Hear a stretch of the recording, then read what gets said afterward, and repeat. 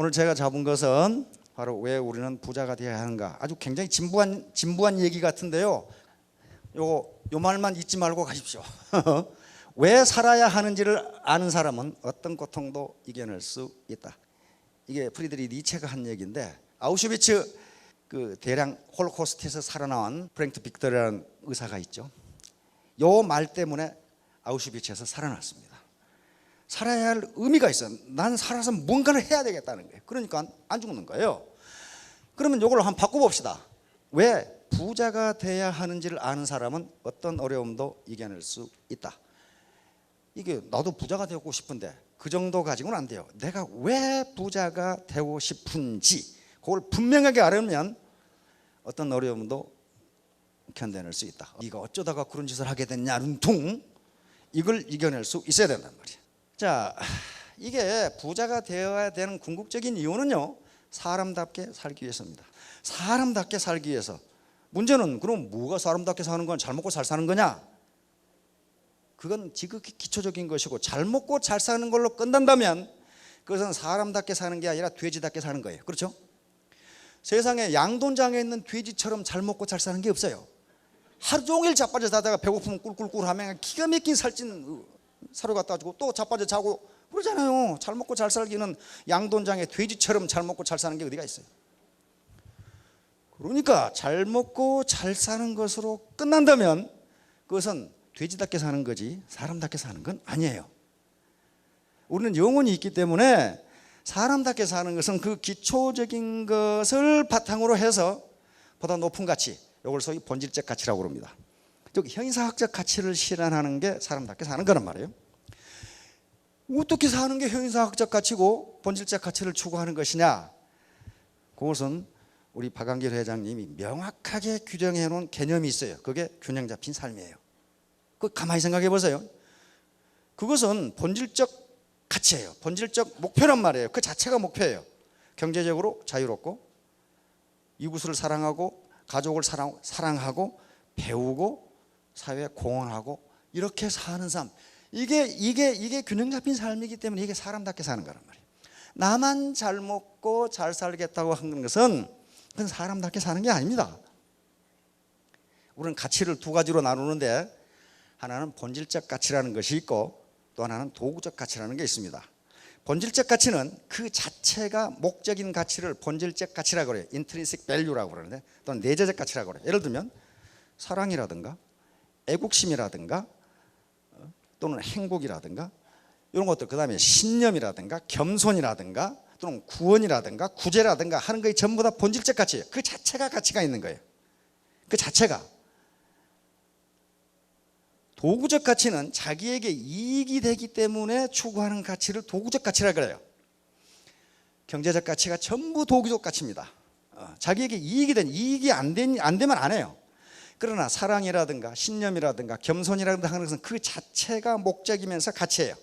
그런데 균형 잡힌 삶 또는 사람답게 사는 것은 그 자체가 본질적 가치입니다. 그 자체가 목표예요.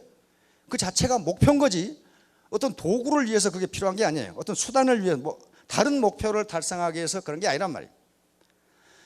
내가 자식을 사랑하고 부모에게 효도하고 가족을 사랑하고 친구를 사랑하고 사회에 공헌하고 하는 게 뭘 바라고 그렇게 하는 것이 아니라 그 말이에요. 그 자체가 목적이에요.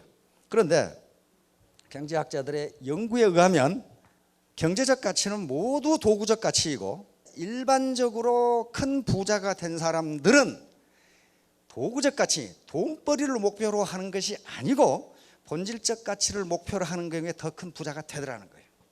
일반적으로 도구적 가치만 추구하는 나라는 가난하다, 본질적 가치를 추구하는 나라는 부자다, 이렇게 돼 있어요. 그러니까 누군가에게 베풀기 위해서 내 사랑하는 아내, 남편, 그리고 자식들의 교육, 부모에 대한 효도, 친구에 대한 사랑, 이웃에 대한 사랑, 그리고 사회에 대한 공헌, 요걸 목표로 돈을 추구하는 사람은 죄다 부자가 되더라, 그렇게 돼 있어요. 자, 당당한 부자. 자, 그러면 이제 네트워크 사업을 하는데요, 지금 저는 경제학을 전공했기 때문에 지금 경제학자들이 풀지 못하는 문제가 있어요. 그게 만 소득 분배와 고용 문제예요. 자본주의가 발전하면 발전할수록 고용이 일자리가 늘고 소득 분배가 공평하게 되는 게 아니고 점점 일자리가 없어지고 빈익빈 부익부가 이루어져요. 이걸 해결할 수 있는 방법이 없어요. 그런데 저도 원데이도 가보고 여기도 와봤어요. 왔는데 이게 하나의 대안이 될 수 있겠다.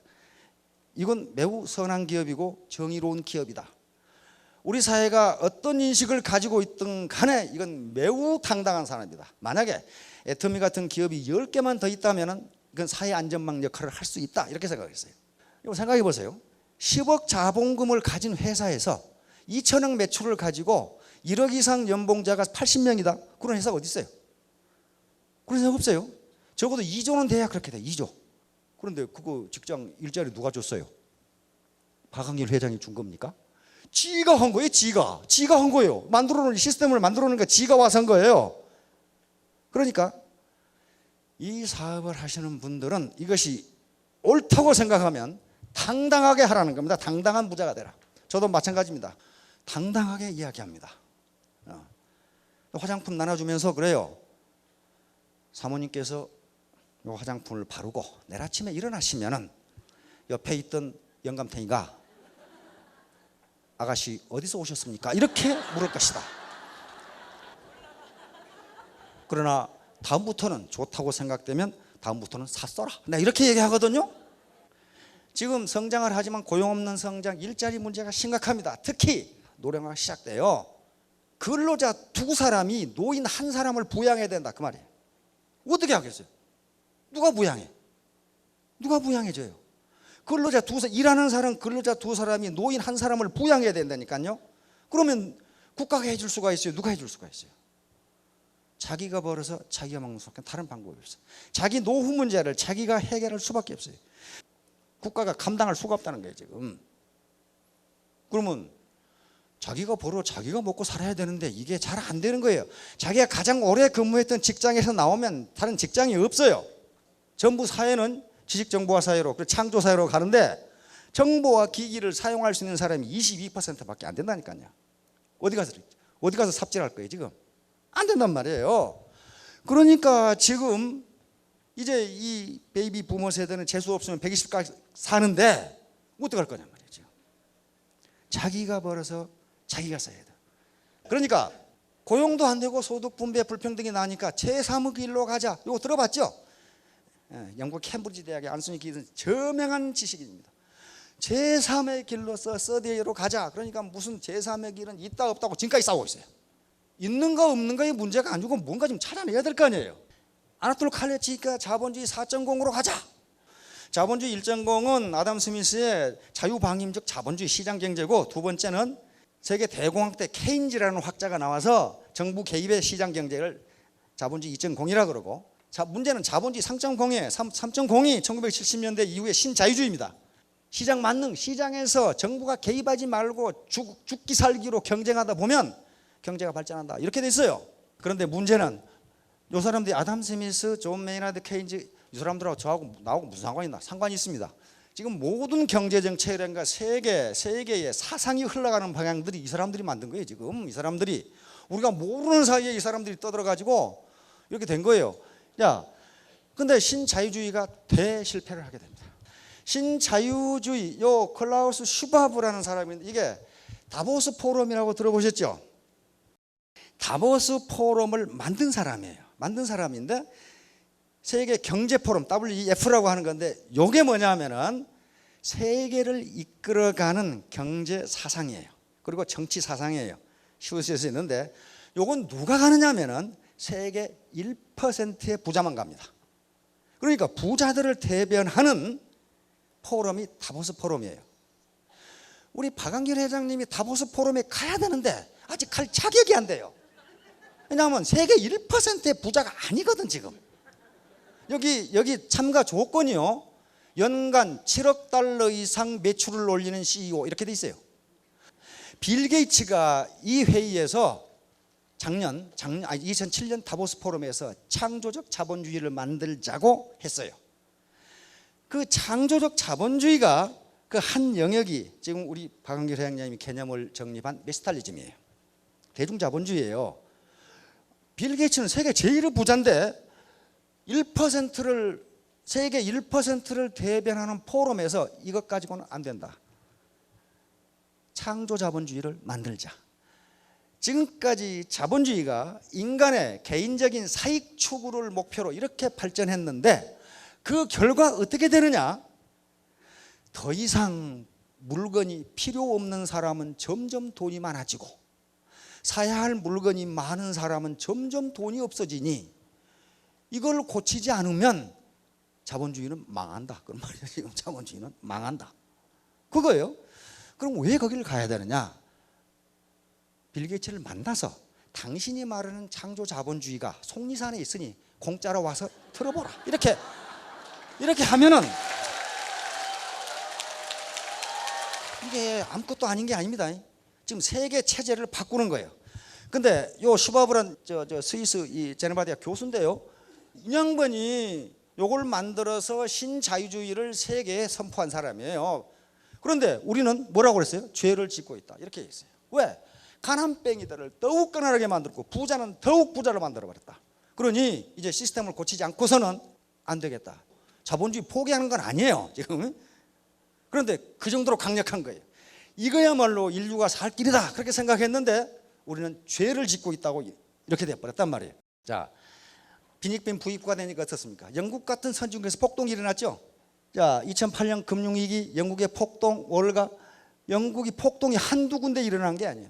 영국같이 잘 사는 나라가 여기 월가 점령 시예요. 미국이 지금 자본주의 세계 최고인데 돈놀이 해가지고 몇백 명이 수조 달러를 굴려가지고 1인당 수천만 불씩 봉급을 가져간단 말이에요. 그러면 돈놀이 해가지고 가져가는 게 무슨 부가가치예요 그게. 그러다가 폭삭 망했는데 폭삭 망해서도 이 사람들은 돈잔치하고 있어요. 왜? 전부 휴지조각 같은 파생상품 팔아가지고 우리 산업은행을 비롯해서 엉터리 사가지고 다 후진국을 완전히 빨아먹어버린 거예요 지금. 대한민국이 부패하고 빈익빈 부익부가 이루어지는 것은 틀림없으나 그러나 앞에서 제가 얘기했듯이 이거 타다고 있을 수가 없어요. 비분관계 해봐야 듣는 놈 한 놈도 없고. 그러니까 어떻게 하면 내가 정정당당하게 사업을 해서 부자가 돼서 국가에 세금을 많이 내고 우리가 부강하게 될 것이냐. 내가 균형 잡힌 삶, 다시 말하면 한 차원 높은 형이상학적 이상을 달성할 것이냐 하는 걸 생각하시면 됩니다. 많이 본 사람이죠. 예, 빌 게이츠입니다. 빌 게이츠가 쓴 창조자본주의예요. 창조적 자본주의. 여기 이 내용에 그렇게 들어있어요. 자, 이제 메스탈리즘. 우리 애터미가 추구하는 게 매스 캐피탈리즘이에요. 대중자본주의. 요게 빌 게이츠는 창조적 자본주의의 형태가 여러 가지가 있다고 그랬습니다. 그것은 정부도 할 수 있고 정부가 하는 일이 있고 NGO 단체, 시민단체가 하는 일이 있고 기업이 하는 일이 있다. 그런데 그냥 가난한 뺑이들에게 가난한 사람들에게 돈을 그냥 퍼주는 게 아니고 그렇게 해가지고는 안 된다는 거예요. 그렇게 해가지고는 그 사람들을 진짜 부자로 만들 수가 없으니 시장 메커니즘을 통해서 이 사람들이 돈을 얻도록 하자 그 말이에요 지금. 여기에 기업이 참여하고 NGO가 참여하고 정부가 참여하자. 그러면 기업은 어떻게 하느냐 하는 것이 쏙 나와 있습니다. 다시 말하면 어떻게 하면 일자리를 주고 소득 분배가 이루어질수록 하느냐. 이게 빌 게이츠의 우수성이 있습니다. 1,000억 달러나 되는 기금을 가지고 운영하는데 공짜로 나눠주지 않는다 그 말이에요. 마켓 메커니즘을 통해서 부자로 되게 만들겠다 하는 게 이 양반 생각이에요. 그래서 창조적 자본주의를 하자 이렇게 나온 거예요 지금. 그런데 이 메스탈리즘은 창조적 자본주의의 한 형태입니다. 한 형태예요. 메스티지 상품을 그러니까 절대 제품을 절대 가격에 팔고 그다음에 이 일자리에 접근할 수 있는 진입 장벽이 없고 기회균등이 이루어지고 차별이 없고 공정하게 한다. 그러나 하기 싫은 놈은 못한다. 여기에 시장 시스템에 참여하지 않은 사람에게는 혜택이 돌아가지 않는다 그런 말이에요. 바로 빌 게이츠가 추구하는 게 그거예요. 맨날 자빠져 놀고 아무것도 안 하는 놈한테 돈을 왜 주냐 그 말이에요. 자기가 잘 살려고 노력하고 시장 시스템에 참여해서 열심히 하는 사람이 부자가 되게 만들자. 그런 시스템이에요 지금. 그렇다면 메스탈리즘은 창조적 자본주의의 한 형태입니다. 요거예요 이제 고용을 창출하고 지금 여기 애터미 사업을 하는데 제약 조건이 전혀 없어요. 무슨 미모를 본다든가 뭐 키를 본다든가 학력을 본다든가 뭐 다리가 있느냐 없느냐 그걸 본다든가 아무 관계가 없어요. 모든 사람에게 접근 기회를 준다 그 말이에요. 자, 소득 분배 마찬가지입니다. 자, 그러면 이제 이걸 요약해 보겠습니다. 애터미가 어떻게 이 사회 안전망에 기여를 하고 있는지 한번 보자. 자, 요겁니다. 일반적으로 산업은요 전방 연관 효과와 후방 연관 효과라는 게 있습니다. 후진국 경제개발을 하는데 전략이 두 가지가 있어요. 접근 방법이 두 가지가 있는데 하나는 균형 성장 전략이고 또 하나는 불균형 성장 전략이에요. 균형 성장 전략은 전 산업을 한꺼번에 발전시키자는 게 균형 성장 전략입니다. 그것도 그것대로 일리가 있어요.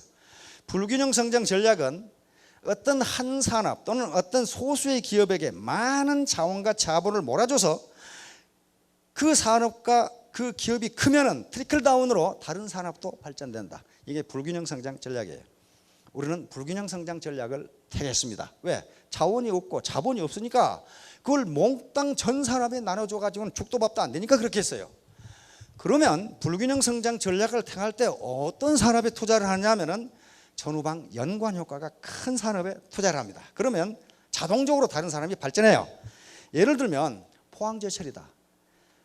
포항제철을 만들면은 거기서 나오는 철을 원료로 뭐 다른 사업을 하는 것들이 발전한다. 그러면 뭐가 있습니까? 기계, 자동차, 건축, 없는 것이 없어요. 그렇죠? 금속. 우리 자동차 산업은요, 포항제철이 없으면 경쟁력 없습니다. 저거.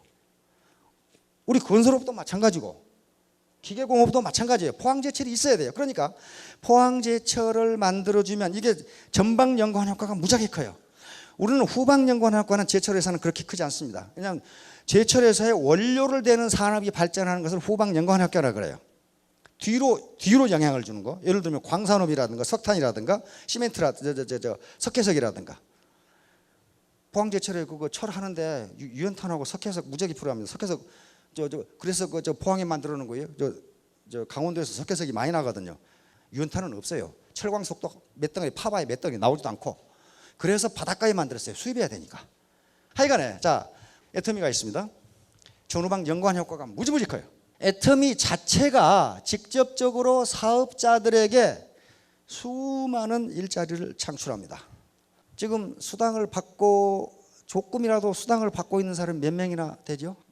그러니까 직접적으로 창출하는 고용과 소득이 엄청납니다. 그런데 전후방으로 미치는 양이 더 커요. 우선 후방으로 봅시다. 여기서 애터미에서 판매하는 제품을 만드는 제조회사가 있어요. 그렇죠? 해모임이라든가 화장품이라든가 라면이라든가 김이라든가 세제라든가 여기서 팔기를 안 해주면 여기에 고용이 늘어날 수가 없어요. 아마 SBT라는 기업은 아마 우리나라에서는 사라지고 없었을 거예요. 그런데 거기에 많은 고용이 창출돼요. 그 다음에 이런 것을 만드는 또는 원료를 제공하는 또는 중간재를 제공하는 회사의 고용이 또 창출됩니다. 그렇죠? 당귀, 천궁, 백작약 농민들한테 가잖아요. 그렇죠? 그 다음에 박스 만들고 뭐 만들고 부자재 만드는 회사에 또 고용이 창출돼요. 이쪽으로 오면은 택배요. 택배에서도 지금 고용 많이 창출되죠. 각 센터에 세미나, 사무실 임대업, 운수업, 호텔 숙박업, 통신방송업, 출판업, 문구산업 이게 수도 없이 많은 전방 연관 효과를 가져옵니다. 자 이렇게 되니까 여러분들이 이 애터미 사업을 잘하는 게 애국이에요. 애족이라니까요. 누군가를 먹여 살리는 거예요.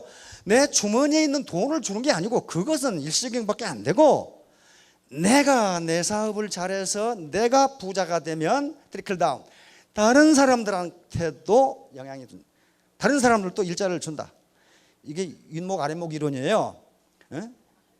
방이 추워 죽겠는데 아궁이에 불을 떼면 처음에는 아랫목이 뜨끈뜨끈해지는데 한참 떼다 보면 윗목도 뜨끈뜨끈해진다 그 말이에요 지금. 그러니까 여러분들은 당당하게 내가 사업을 하는 게 사실은 나만 잘 먹고 잘 살려고 했어도 의도하지 않게 다른 사람을 도와준다 그 말이에요. 다른 사람을 도와준다. 이게 부자가 돼야 하는 이유예요. 공헌하는 삶을 사는 거란 말이에요. 공헌하는 삶. 국민경제에 기여하는 거예요. 자, 또 사회 안전망 역할을 해줘요. 영국이 폭동이라는 게 뭐 때문에 그래요? 일자리가 없어서 그랬단 말이에요. 사회 안전, 우리는 지금 공적 이전이라든가 어떤 사회 보장으로 사회 안전망이 거의 없어요. 거의 없습니다. 그러니까 이런 걸 가지고 사회 안전망을 안전 장치를 만드는 게 훨씬 좋다고 말이에요. 정의론의 관점. 자, 아리스토텔레스 알죠? 도덕이란 게 뭐냐? 정의라는 게 사람들이 도덕적으로 마땅히 받아야 할 몫을 받는 거.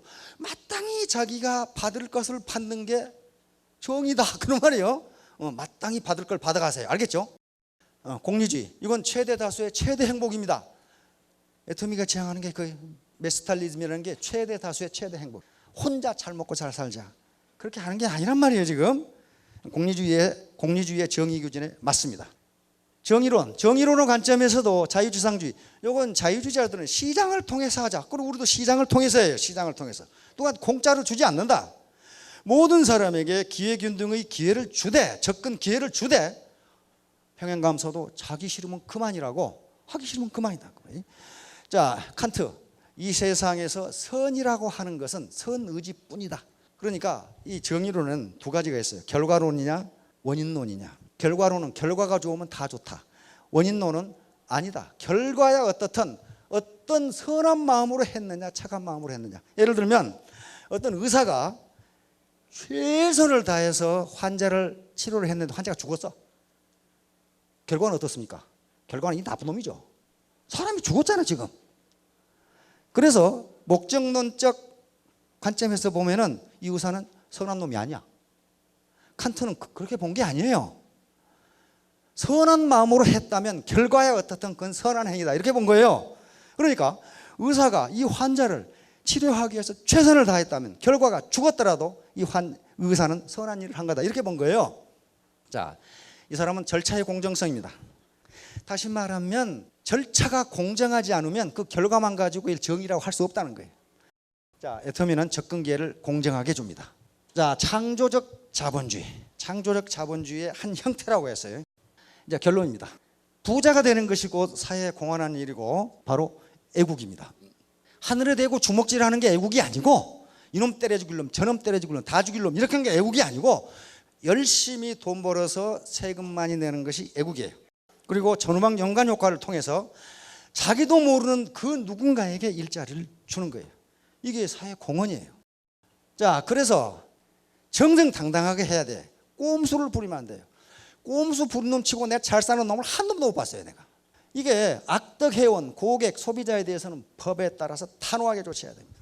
여기 모이신 분들은 그런 분들이 없는데 여기 안 온 사람 중에 그런 사람들이 있어요. 아주 이건 한 건 잡았다고 생각하고 뜯어 먹어보려고 그래.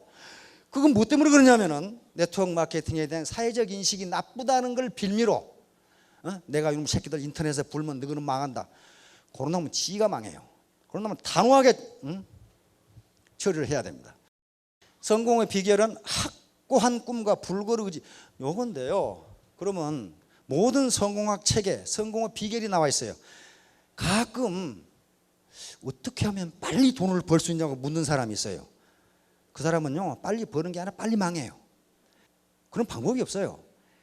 부자가 되겠다는 불구르 정신 그리고 그것을 실천하는 행동이라고 모든 성공학 책에 다 나와 있어요. 실제로 그럽니다. 이것은 학문적으로 이미 증명이 된 거예요. 자기가 생각한 대로 이루어진다. 그런데 그 생각이 공상이 되어서는 결코 안 됩니다. 잠이 들기 전까지 나는 반드시 부자가 되겠다 하는 걸 입으로 중얼중얼 하세요. 옆에 남편이 뭐라 그래도 뭐라 하든가 말든가 나는 반드시 성공하겠다. 그런데 그때 머리에 영상을 그리세요. 영상을 나는 어떤 집에 살고 얘들은 어떻게 교육하고 부모님한테는 한 달에 생활비를 얼마를 드리고 이런 식으로 내 아픈 친척은 내가 어떻게 도와주고 구체적으로 그러면서 나는 반드시 이걸 이루어내겠다 하는 것을 머리에 그리세요. 침대에 누워서 하기 때문에 힘들 것도 하나도 없어요. 그런데 그렇게 입으로는 중얼중얼 하는데 깊은 마음속 무의식 속에서는 될까? 이런 게 있어요. 자꾸 의심이 가. 될까? 글쎄 될까? 그 마음이 없어질 때까지 계속하세요. 없어질 때까지. 없어집니다. 없어져요. 저도 해봤어요. 없어집니다. 그래서 이것을 내가 부정적인 마음을 다 쫓아냈으면 뭘 해야 됩니까? 이제 뛰어야 돼요. 뛰어. 몸 공부. 몸으로 실천하지 않으면 절대로 할 수가 없어요. 책상 머리에 앉아서 암만 창의성을 발휘하려고 해도 안 나와요. 뛰는 가운데 나옵니다. 뛰는 가운데. 자, 힘드신 거 아니니까 반드시 결론적으로 애터미 사업은 당당한 사업이고 내가 내 사업에 성공하는 것이 국가와 국민 그리고 이 사회에 공헌한 길이다. 전후방 연관 효과를 통해서 내가 모르는 많은 사람들에게 일자리를 준다. 그리고 소득을 창출해 준다. 그러면 내가 성공해야 되는데 어떻게 할 것인가? 불굴의 의지와 그리고 실천, 행동. 내가 벌어서 내가 써야지. 그리고 내 가족, 내 남편, 내 자식, 내 형제 자매 그리고 친척, 우리 친구, 이웃, 이 사회에 공헌해야지. 이게 균형 잡힌 삶이고 본질적 가치예요. 형이상학적 가치입니다. 이걸 실현하려고 하면 뭐가 필요해? 돈이 필요해. 그러니까 자신감을 가지고 저녁에 누워서 반드시 하시기 바랍니다. 요거 무지하게 힘든 것도 아니고 누가 세금 내라는 것도 아니고 옆에서 남편이 중얼거리거나 말거나 내버려 두고 반드시 이렇게 해서 모두 다 성공하셔서 국가와 사회에 기여하시기 바랍니다. 감사합니다.